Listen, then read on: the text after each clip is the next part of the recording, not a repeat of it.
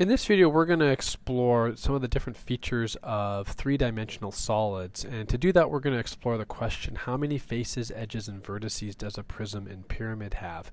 And what I've done here is I've opened up Google SketchUp as a program, and I'm going to start by making a solid. Now all that a solid is it is a two-dimensional shape that's kind of been given some height to it. And so here is a square. And what I'm going to do is I'm actually going to now drag that square up and make it a three-dimensional solid.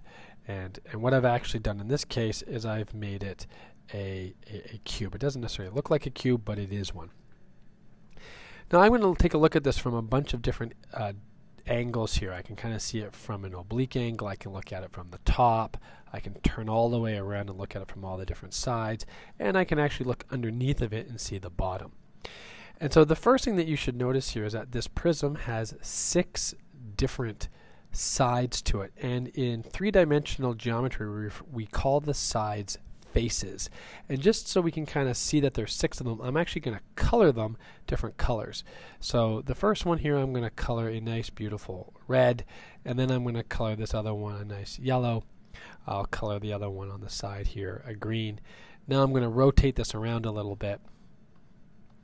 And I'll color the other 3 that I haven't colored yet. So let's make this one blue, and we'll do a nice purple over here, and let's make the bottom black.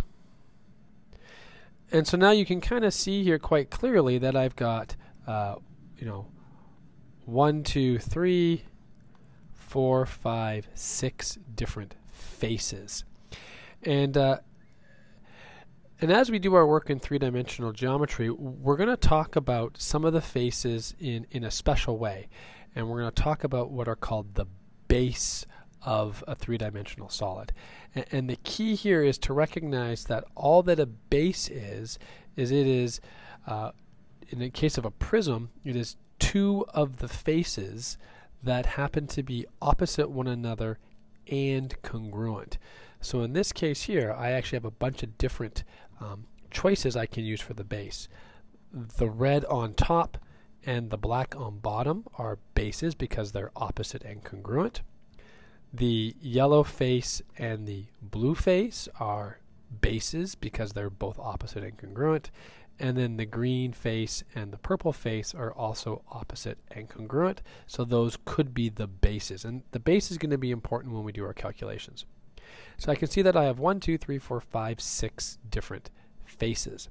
Now the edges of a solid are just the place where 2 different faces meet. And actually a cool way to kind of take a look at that is by changing the view here of Google SketchUp. So I'll do that in just right now. And I'm going to show a wireframe.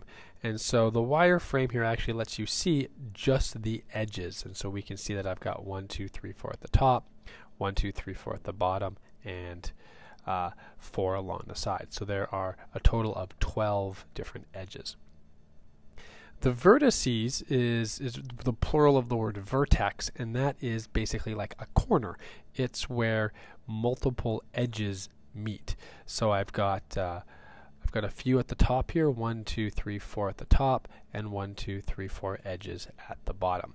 So this is how we can kind of break down a prism into faces, edges, and vertices. The next thing we're going to do is we're actually going to turn this prism into a pyramid, and I'm going to do that really quickly here.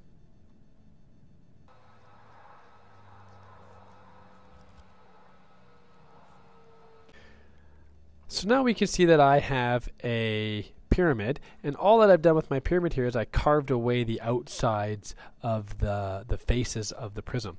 Now the first thing you notice is that of our original 6 faces, only one of them still exists, and that was the face on the bottom, which now becomes the base of our pyramid. And so one of the differences between pyramids and prisms is that pyramids have only one base. And the base is the face that is opposite this point at the top here, which is called the apex. Let's color in the other faces of our pyramid, and I'm going to color these all the same color this time, just so we can kind of get a sense that we can see that we have a special base that is, a special face that's the base, and we have these 4 other faces. So now I can see that I got, from the top I can see I have 1, 2, 3, 4 faces on the side, and I have my base, or my 5th face, on the bottom.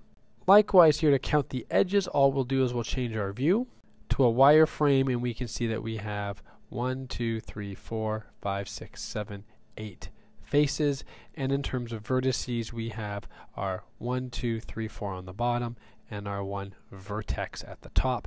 And that vertex at the top is actually given a special name for a pyramid and a cone. That vertex at the top is referred to as the apex. And that's a little bit of the background information regarding how different 3-dimensional solids have been put together.